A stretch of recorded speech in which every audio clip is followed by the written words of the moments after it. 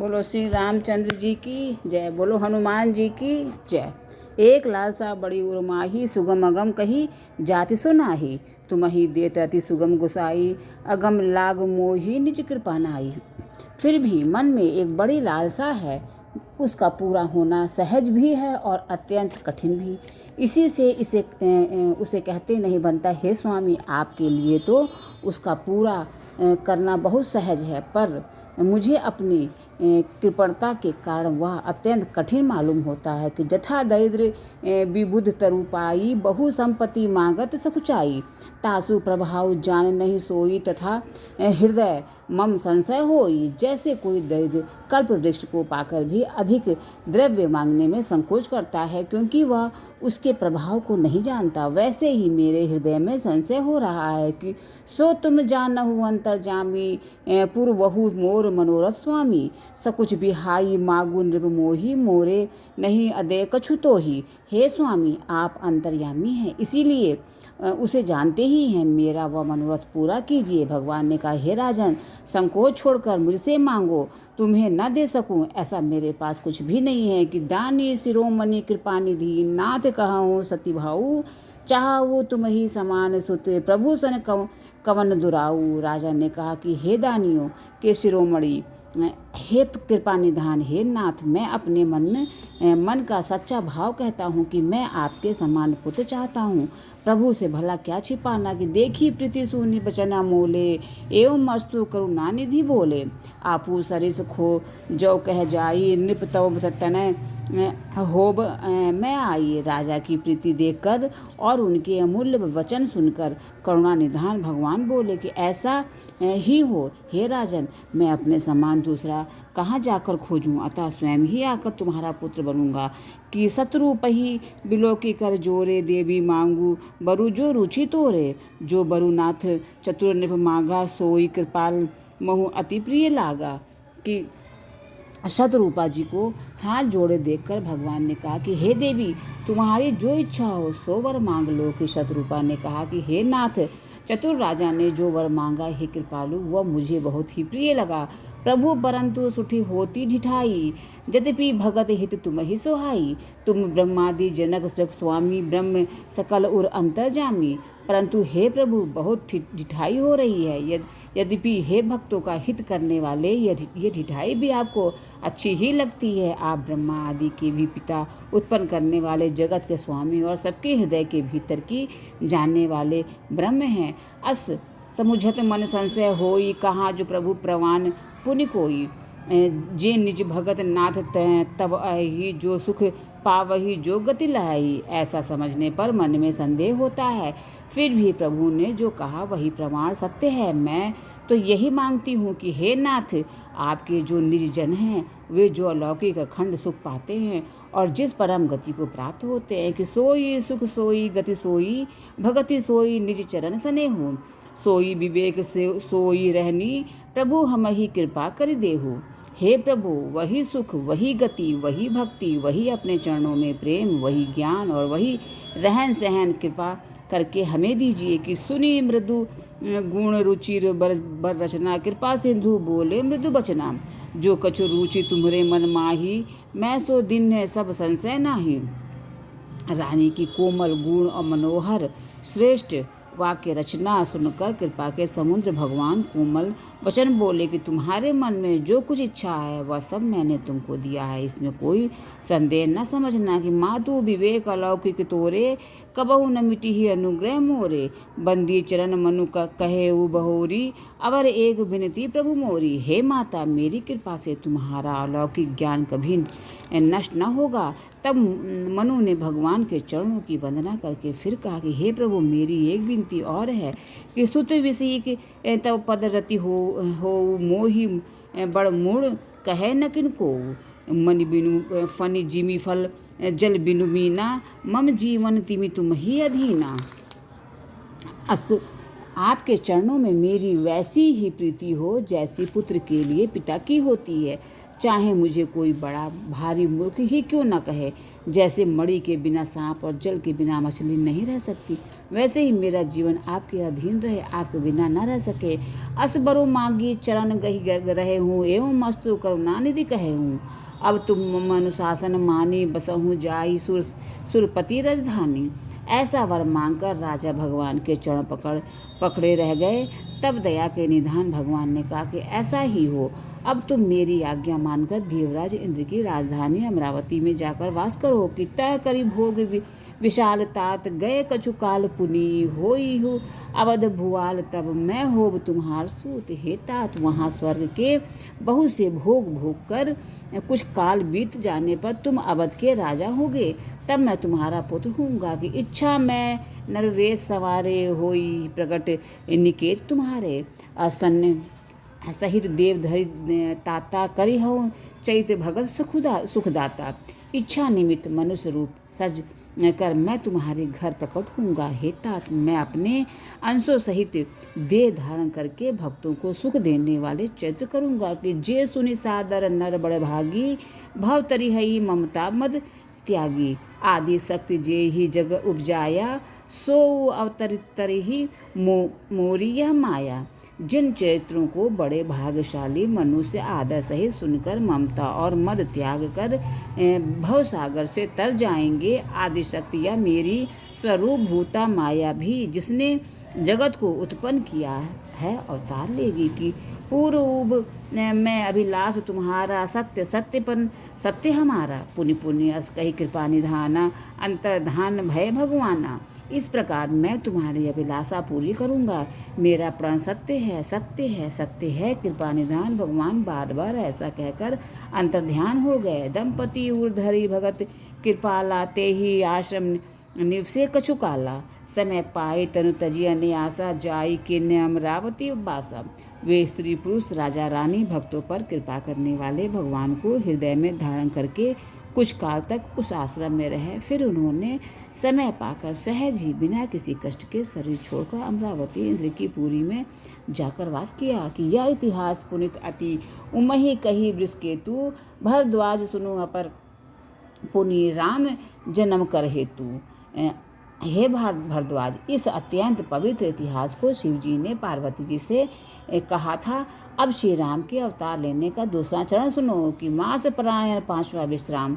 सुनो मुनि कथा पुनीत पुरानी, जो गिरिजा प्रतिशंभु बखानी। विश्व विदित एक कै देशु, सत्य केतु तह बसई सन्नरेशु। हे मुनि, वह पवित्र और प्राचीन कथा सुनो जो शिवजी ने पार्वती से कही थी। संसार में प्रसिद्ध एक कैकय देश है, वहाँ सत्य केतु नाम का राजा रहता था।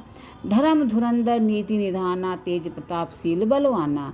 ते ही के भय जुगल सुतबीरा, सब गुण धाम महारंधीरा।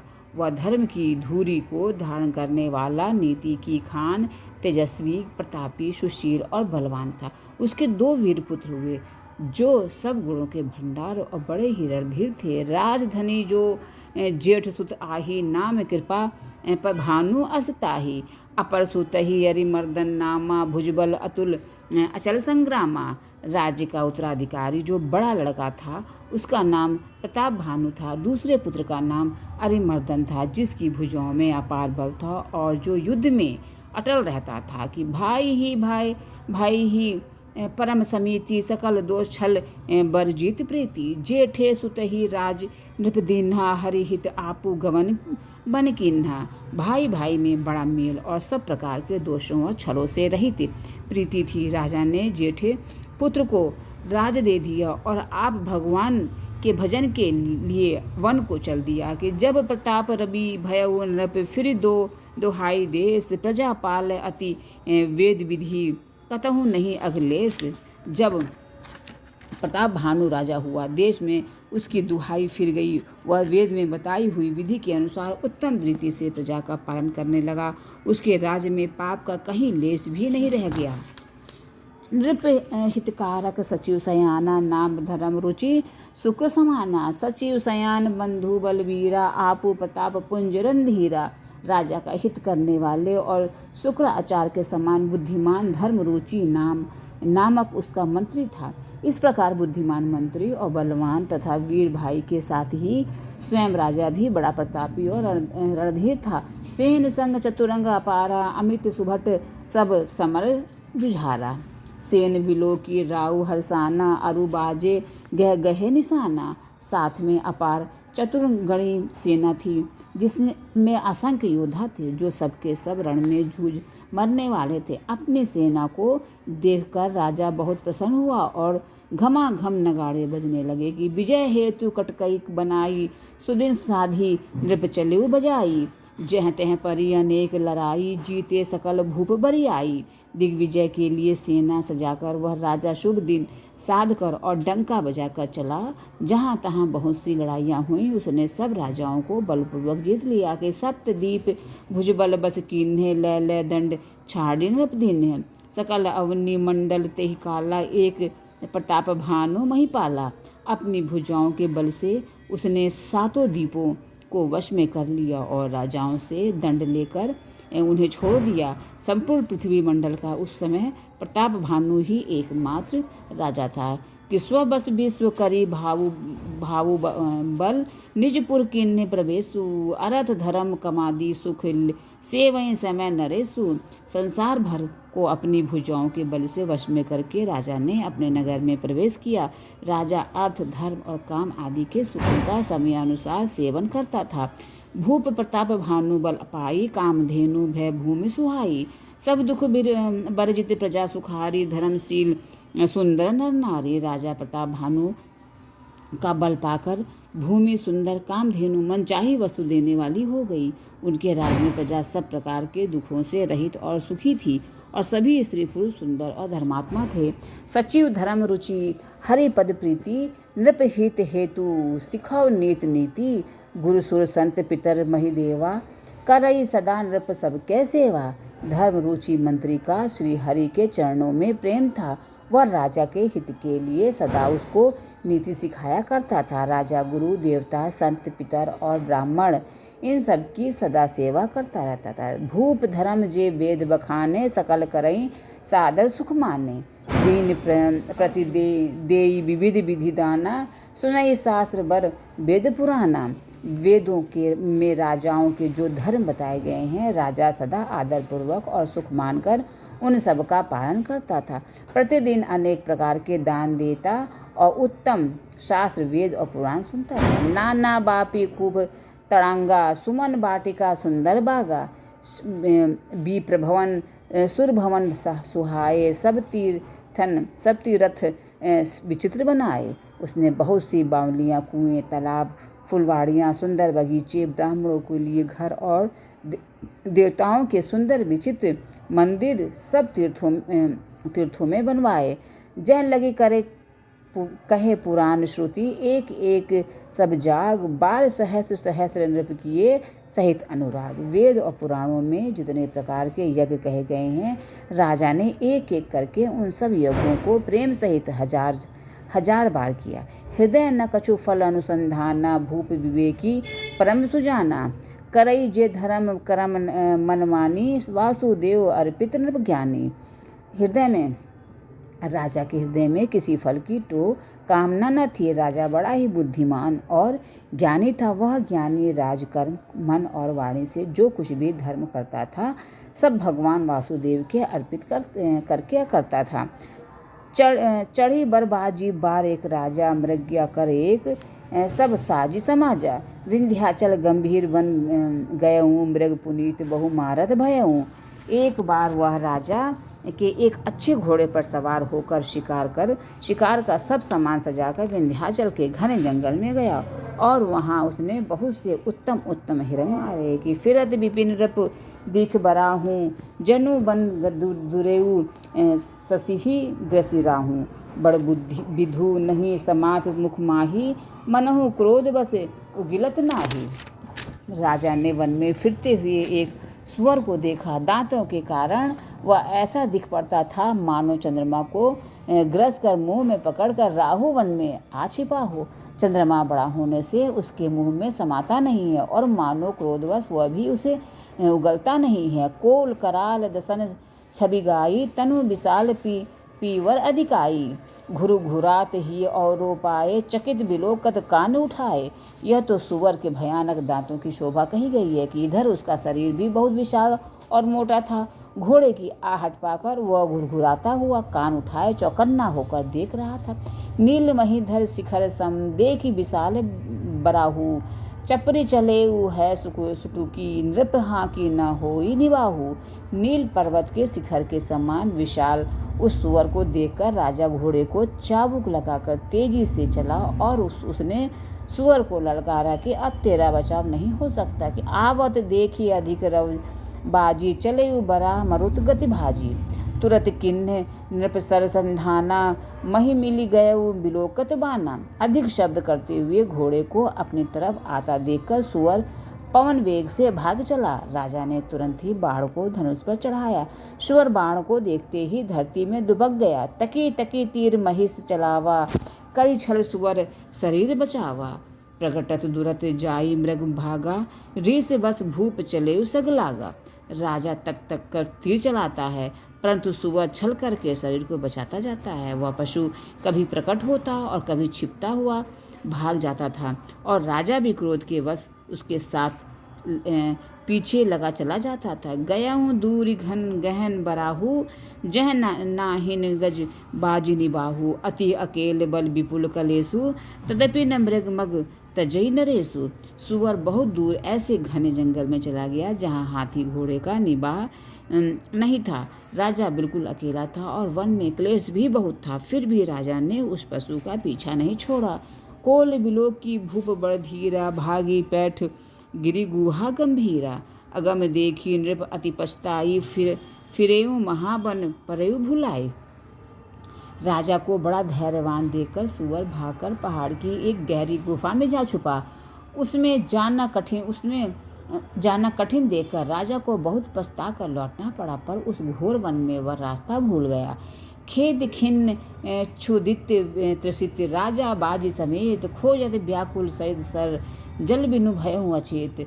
बहुत परिश्रम करने से थका हुआ और घोड़े समेत भूख प्यास से व्याकुल राजा नदी तालाब खोजता खोजता पानी बिना बेहाल हो गया।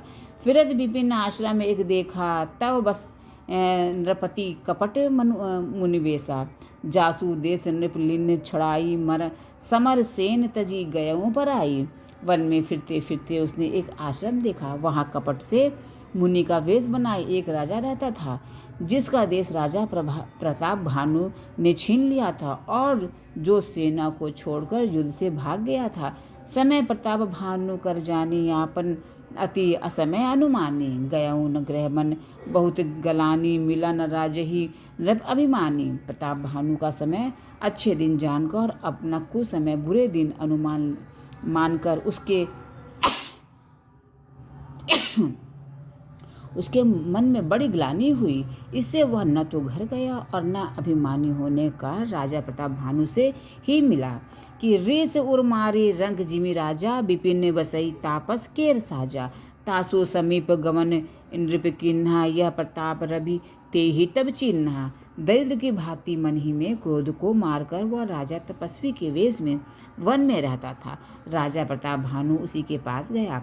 उसने तुरंत पहचान लिया कि यह प्रताप भानु है कि राउ त्रसित नहीं सो पहचाना। देखी सुबेश महामुनि जाना। उतरी तुरग ते किन्ह प्रणामा परम चतुर न कहू निज नामा। राजा प्यासा होने के कारण व्याकुलता में उसे पहचान न सका। सुंदर वेश देखकर राजा ने उसे महामुनि समझा और घोड़े से उतरकर उसे प्रणाम किया परंतु बड़ा चतुर होने के कारण राजा ने उसे अपना नाम नहीं बतलाया। भूपति त्रसित बिलोकी ते ही सरबरु दिन दिखाई।